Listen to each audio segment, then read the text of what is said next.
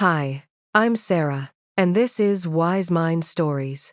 In this finale, we're exploring why freedom and success can still leave us empty and what creates real belonging. Have you ever achieved something you thought would finally make you happy, only to feel strangely empty afterward? You reached the goal. People congratulated you. For a moment, you had proof that you were successful. Then the excitement disappeared. And underneath the applause, the same question remained. If success, approval, and being needed cannot make me feel that I belong, what can? This is the final question at the heart of the courage to be disliked. The book's answer is not more achievement. It is self-acceptance, trust in others, and the feeling that you are contributing to something beyond yourself. This finale is about why freedom alone is not enough, and how freedom becomes happiness. To understand that difference, imagine standing on a stage while hundreds of people rise to applaud you. Your name is projected on a screen behind you. A trophy is placed in your hands. People who once ignored you now want photographs.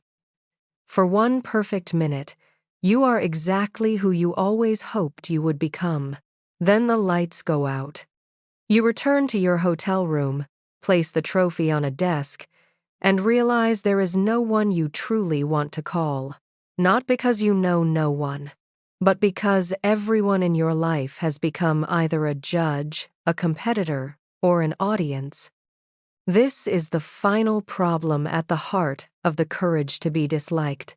Suppose you stop chasing approval. Suppose you step out of competition. Suppose you learn to separate your responsibilities from everyone else's. You may become free. But then a quieter question appears. If I no longer live to be needed, admired, or superior, where do I belong? The book's answer is both simple and demanding. Happiness is the feeling that you are contributing to something beyond yourself. Not being applauded, not being indispensable, contributing.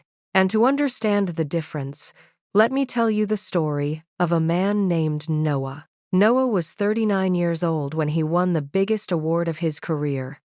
He was a documentary filmmaker, although he had not made a documentary in years. Now he directed expensive advertisements about freedom, love, and authentic living. He was very good at making strangers feel something in 30 seconds. He was less skilled at feeling anything when the camera stopped. The night of the award ceremony, Noah gave a polished speech about his team. He thanked everyone by name. He made the audience laugh in exactly the right place. Backstage, younger directors told him he had inspired them. At midnight, he returned to his hotel room. He photographed the trophy beside the window and posted it online. Within minutes, the screen filled with hearts. Congratulations. Legend. So deserved. Noah refreshed the page until the numbers stopped moving quickly. Then he opened his contacts. His thumb paused over Daniel, his oldest friend. They had not spoken in 8 months. The last 3 times Daniel invited him to dinner, Noah had been too busy. He paused over his younger sister, Leah. She had stopped telling him when she was upset because Noah always turned her pain into advice. He paused over Maya, the woman he had once planned to marry. Their relationship had ended 2 years earlier, after she told him, "I never know whether you love me, or whether you love being seen as the man who loves me." Noah had called that unfair. Alone in the hotel room, it sounded uncomfortably precise. He placed the phone face down. The room became silent again. He had an audience. He did not have a community. There is a difference. An audience watches your performance. A community shares life with you. An audience asks what you can prove. A community allows you to participate. An audience disappears when the show is over. But Noah had spent years turning every room into a stage. At work, he needed to be the smartest person. With friends, he told the best story. When someone struggled, he became the rescuer. When someone succeeded, he quietly measured their success against his own. He did not lack people, he lacked equals. This is where the final teaching of the courage to be disliked begins. Community feeling. The phrase can sound soft, even sentimental. It is not. It does not mean pleasing everyone, surrendering your boundaries, or forcing yourself to feel close to every human being. It means experiencing other people not as enemies, tools, or judges, but as companions. It means feeling, at a basic level, that you have a place in the world. According to the book, this feeling rests on 3 connected practices: self-acceptance, trust in others, and contribution to others. Not 3 trophies to earn, 3 doors that open into the same room. A week after the ceremony, Noah's mother asked him to collect several boxes from her garage. Inside one box, he found his first camera, an old handheld model he had used as a teenager. He turned it on. The battery was dead. Still, holding it awakened a memory. At 17, Noah had not filmed to impress anyone. He filmed his friends skating badly. He filmed rain moving through streetlights. He filmed his father burning dinner and laughing so hard he had to sit down. Back then, a film did not have to prove his value. It was simply a way of saying, I was here. You were here. This mattered to me. At the bottom of the box was a flyer from the local library. Saturday Film Workshop. Volunteers needed. Noah almost threw it away. Then he saw the workshop was led by Mrs. Alvarez, his former school librarian. She had been the first adult to lend him a camera. He emailed her that evening. He expected gratitude. Perhaps excitement. Her reply contained one sentence. Come Saturday, we need someone to help move chairs. Noah laughed. Then, he felt insulted. Move chairs? Did she know what he had achieved? Of course she did. That was why her answer unsettled him. On Saturday, Noah arrived 10 minutes late, carrying the confidence of a man prepared to improve everything. The workshop had 9 teenagers, 3 borrowed cameras, and 1 microphone held together with tape. Their assignment was to make a 2-minute film about home. A 16-year-old named Eli showed Noah his opening scene. It was shaky, dim, and nearly silent. Noah immediately became a director. Your framing is confused, he said. The audience doesn't know where to look. You need a cleaner establishing shot, and this edit should happen 5 seconds earlier. Eli stared at the floor. Okay, he said. For the rest of the afternoon, he barely touched the camera. After everyone left, Mrs. Alvarez stacked chairs beside Noah. You know a lot, she said. Noah heard the sentence as praise. Then she continued. But they don't need an expert who makes them feel small. They need an adult willing to stay. Noah's face grew hot. I was helping him. Were you? His film wasn't working. That is his film. Did you ask what he wanted it to say? Noah had not. He had evaluated before he had listened. This is one of the book's most practical and uncomfortable ideas. Many relationships are built vertically. One person places himself above and the other below. We praise, judge, rescue, or command. Even when our intention is kind, we may be treating the other person as someone whose worth we have the authority to measure. A horizontal relationship is different. It does not deny differences in skill, responsibility, or experience. A teacher may know more than a student. A manager may make a final decision. A parent must protect a child, but human worth is not a ladder. No one becomes more human by winning, and no one becomes less human by struggling. The goal is not control from above. It is encouragement beside one another. The next Saturday, Noah sat beside Eli and asked, What did you want me to notice? Eli hesitated. Then he replayed the opening shot. The camera moved through a dark apartment toward a closed bedroom door. "My mom works nights," he said. "Home is mostly the sound of someone sleeping in the next room. I wanted it to feel quiet." Suddenly, the darkness was not a technical failure. It was part of the story. Noah still saw ways the scene could become clearer, but this time, he asked questions. He offered possibilities. He allowed Eli to choose. 2 hours later, Eli adjusted a cut and played it again. Noah almost said, "Good job." Instead, he said, "That pause helped me feel how carefully you move through the apartment. Thank you for showing me." Eli looked at the screen, then smiled. Not because an expert had declared him talented, because another person had received what he was trying to give. That is encouragement. And something shifted in Noah, too. For years, he had believed contribution meant doing something impressive for others, winning for the team, solving the crisis, giving advice no one else could give. But contribution is not the same as importance. Sometimes contribution looks like carrying chairs. Sometimes it looks like asking one honest question. Sometimes it means letting another person remain the author of their own life. Noah began returning every Saturday. At first, he still kept score. How many students asked for his help? Did Mrs. Alvarez appreciate him? Would the finished films be good enough to attach his name to? He was contributing, but secretly waiting for payment and admiration. Then one rainy afternoon, only 4 students came. The heating failed. One camera would not turn on. Nothing cinematic happened.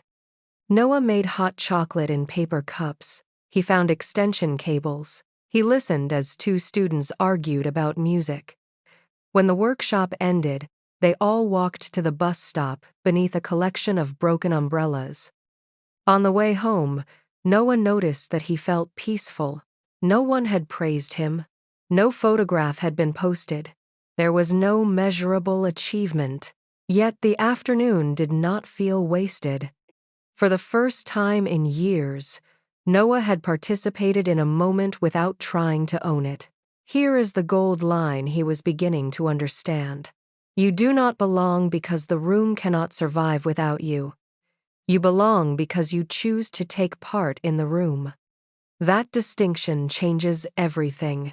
If your belonging depends on being indispensable, you will need other people to remain weak. You will solve problems they could solve, carry burdens they should carry, fear their independence. Call it love, while quietly making yourself impossible to replace. But healthy contribution does not make you the center. It helps life move between people. This was difficult for Noah, because beneath his ambition was a belief he had never spoken aloud. If I am ordinary, I am nothing. Many of us live by some version of that sentence.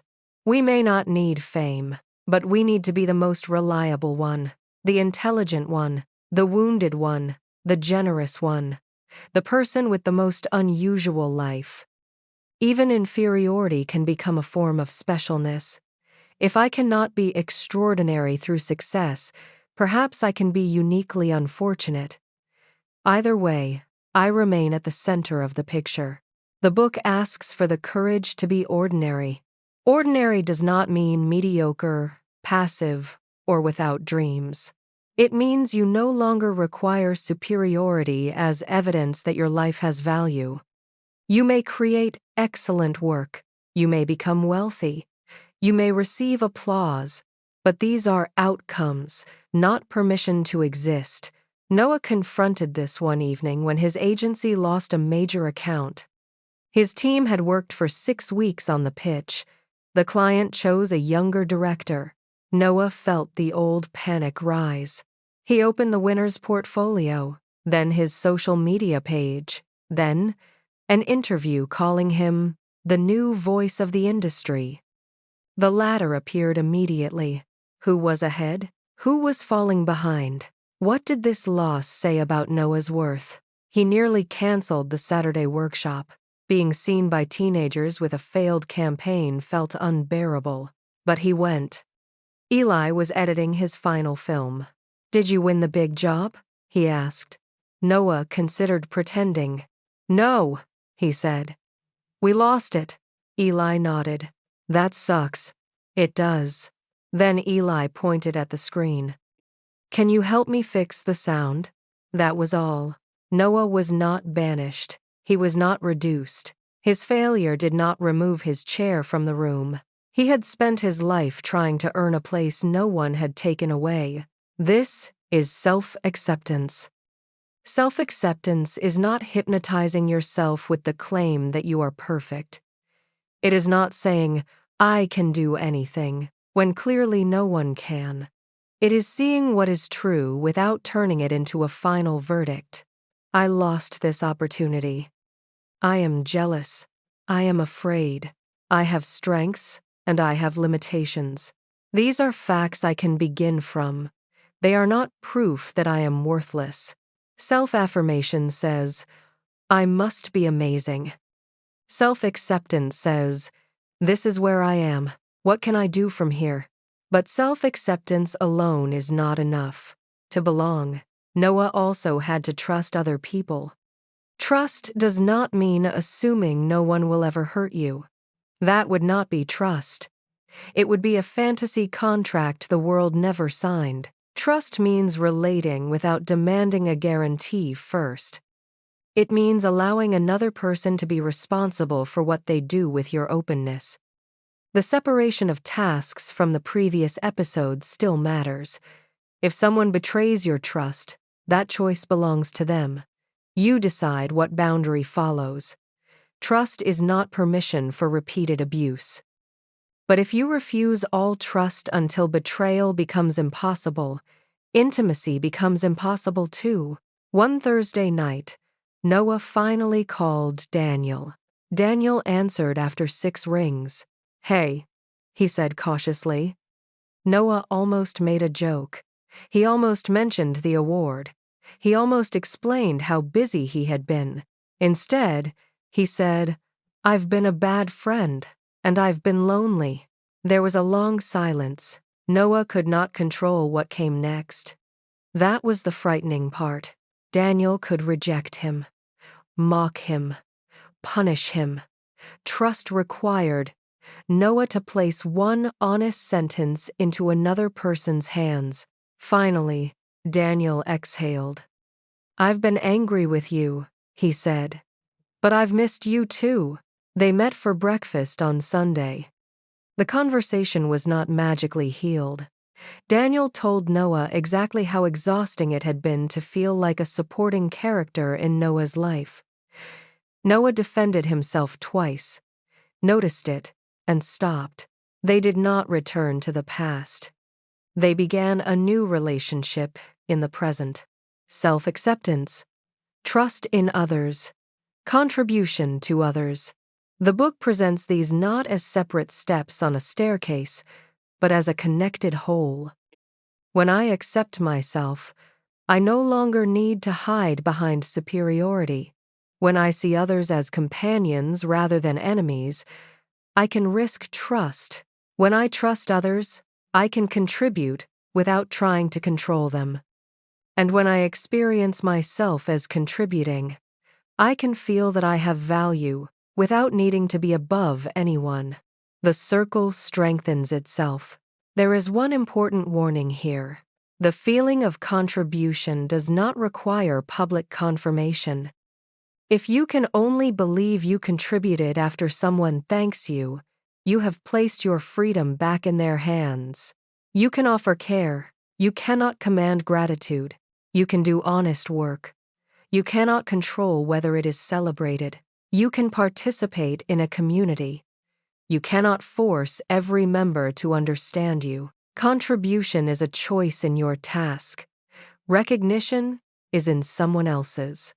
Months later, the library held a screening of the students' films. There were folding chairs, cheap speakers, nervous families. and popcorn that tasted faintly of cardboard. Eli's film played last. The opening was still dark. The camera still trembled slightly as it moved toward the bedroom door. But now Noah understood the scene. In the silence, you could hear a key placed gently on a table, shoes removed, and a boy trying not to wake his exhausted mother. When the film ended, the room remained quiet for 2 seconds. Then, Eli's mother began to cry. People applauded. Noah stood at the back beside Mrs. Alvarez. No one announced his name. No one knew which cable he had repaired, which question he had asked, or how many Saturdays he had stayed late. And Noah did not feel invisible. He felt connected. Mrs. Alvarez leaned toward him. "You stayed," she said. This time, he did not hear an evaluation from above. He heard gratitude from beside him. And the line returned with deeper meaning. "You do not belong because the room cannot survive without you. You belong because you choose to take part in the room." There is another obstacle to community feeling: the belief that one rejection means exile from the entire world. A colleague excludes you, and suddenly, you belong nowhere. A relationship ends, and life itself seems to have rejected you. One group misunderstands you, and you imagine there is no community left. But the book asks us to see a larger community. You are part of a family, a workplace, a neighborhood, a city, humanity, and the living world. No single relationship has the authority to define the whole of your belonging. This does not erase the pain of rejection. It restores perspective. One door closing is not the universe issuing a verdict. There are other doors, other rooms, other ways to contribute. And sometimes the first community you must rejoin is the ordinary world directly in front of you. The cashier whose eyes you meet. The neighbor whose name you learn. The colleague you stop treating as competition. The family member you listen to without becoming their judge or rescuer. Belonging is rarely discovered as a grand revelation. It is practiced through small acts of participation. This leads to the final teaching of the book. Live in the here and now. Noah had always treated life as preparation. The current project was preparation for the important project. The current success was preparation for the career that would finally prove him. Today's exhaustion was the price of a future day when he would at last feel complete. But that day kept moving. The book compares life not to a straight line leading toward one final summit, but to a dance. In a dance, the purpose is not to reach the far corner of the room. The movement itself is the experience. This does not mean abandoning goals. It means goals no longer turn the present into a waiting room. You plan for next year while living this afternoon. You build a career while noticing the person beside you. You pursue a dream without declaring every day before its completion meaningless. Noah still directed films. He still wanted to make excellent work. He still sometimes refreshed a page to see how people responded. Freedom did not transform him into a man without ego, fear, or ambition. It gave him a choice when those old habits appeared. One evening, Noah was editing alone when his phone reminded him of Daniel's birthday dinner. The old Noah would have sent a message. Sorry, deadline. He would have promised to make it up later, as though life kept unused evenings in storage. This time, he saved the project and stood up. The film was unfinished. His career was unfinished. He was unfinished. And still, this evening was his life. Not rehearsal, not an intermission, his life. So what can we actually do with all of this? First, accept the facts without converting them into a verdict. Replace "I am a failure" with "this attempt failed." Replace "I am unlovable" with "this person did not choose this relationship." Begin where you are, not where pride says you should already be. Second, practice horizontal relationships. Notice when you are praising, correcting, rescuing, or comparing from above. Ask more questions. Express gratitude. Treat differences in role as real, but differences in human worth as imaginary. Third, choose trust with boundaries. Offer honesty without demanding certainty. Let others be responsible for their response. If they violate the relationship, protect yourself without deciding that all people are enemies. Fourth, contribute without a scoreboard. Do one useful thing that no one may applaud. Listen, prepare, clean, encourage. Share what you know without needing to become superior. Fifth, remember the larger community. When one room rejects you, do not confuse that room with the entire world. And sixth, place the spotlight on today. Ask not only, where is my life going? Ask, how am I dancing this part?